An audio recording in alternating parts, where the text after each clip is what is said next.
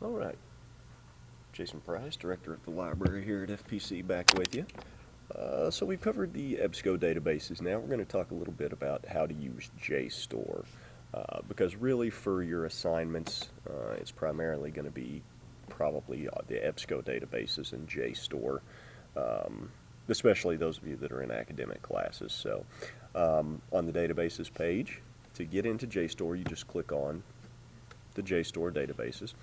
Once again, if you are on campus, it'll kick you straight through, and you'll notice that it says your access to JSTOR provided by Frank Phillips College.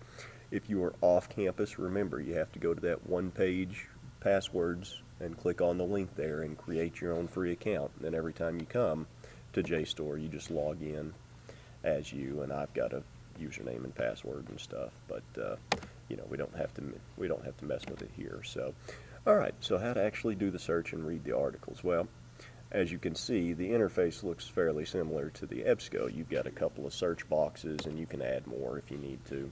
You've got the pull-down menus that have all this, you know, similar to the same things that EBSCO does: author, title, those kind of things. Make sure that this button is always checked. Include only content I can access. JSTOR, I mentioned earlier that JSTOR is sort of an a la carte type thing, which they have a bunch of different collections.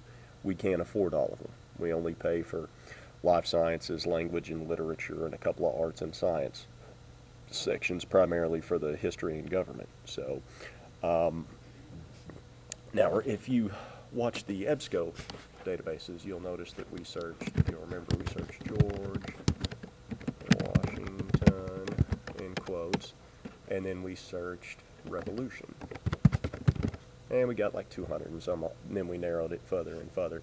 Now, one thing that you should be aware of, JSTOR is a little harder to use because, unlike EBSCO, this will search every single time anywhere in the article where George Washington or revolution shows up. So it will actually search the entirety of the article, and if that article has either one of those two words, well, actually both of these words at the same time, it's going to return it. Now you'll notice down here, just like in EBSCO, you can narrow things down. So you can narrow, if you just want articles, which a lot of you will, you know, if you want to narrow by the date range, you just type in and it shows you how to do it down here. Obviously you probably want English. And then you can see these are all the different disciplines that they have in here, and it tells you how many titles are in all that stuff. So, you know, if you were doing Washington and all you wanted was history, that's great. But then, you know, you can come down here, well, maybe we were looking for political science. Maybe we were looking for his, you know, revolutionary government or something along those lines. But so just keep in mind that those are options that you can choose if you like. But we'll go ahead and do a search, and I will show you. Okay, well, in this particular case, we didn't get anything. Okay, so we didn't get any articles that said George Washington and Revolution. Okay, and so, and it could very well be because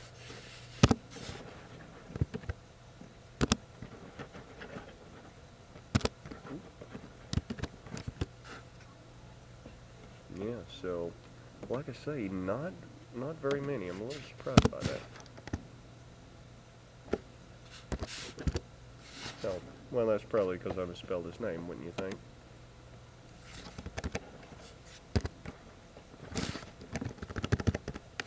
Okay, let's try it again with the correct spelling and see how it does.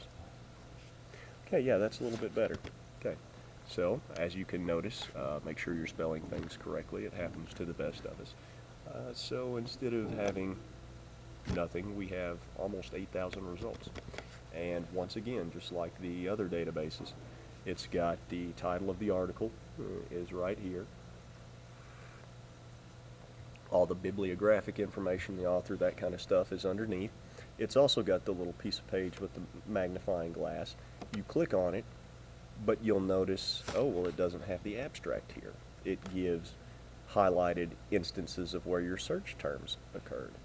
So if you actually want to read an article summary to find out what it's about, click on the article summary button.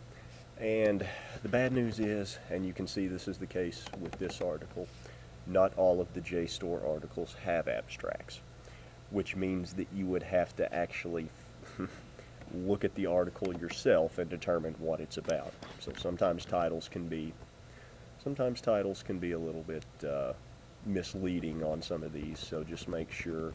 And it's got a page scan view, sort of like Google Books does, and you can just flip through it here without having to download it or print it off, and you can still read the whole thing. So you can see these flip the page.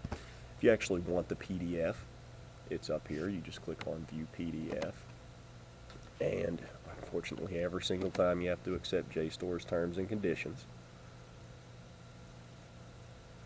And so it'll kick open the article, and then once again, of course, you can save it, do any of those things that you need. Okay, and so here's the entirety of it. This first page is usually JSTOR's page. It just has the bibliographic information, which is good in case you forget to do your works cited page beforehand. And so there's all of that. If you need a permalink or stable URL is what they call it this time, it's right here. So you can just copy and paste that, email it to your instructor. They'll take care of it. You could also view the citation, which is over here with tools. The only downside, you have the citation, but you'll notice unlike the EBSCO databases, it doesn't give you every single option. Here's how to do APA, here's how to do Chicago, here's how to do MLA. So you'll have to do the heavy lifting yourself. JSTOR's pretty handy if you need multiple sources and you're pretty good at searching, but it's not as easy. It's a little more unwieldy, in my opinion, than the EBSCO databases, which is why I usually suggest for most students to start there. Of course, it's possible EBSCO is remarkably broad, but not very deep. JSTOR is a lot deeper.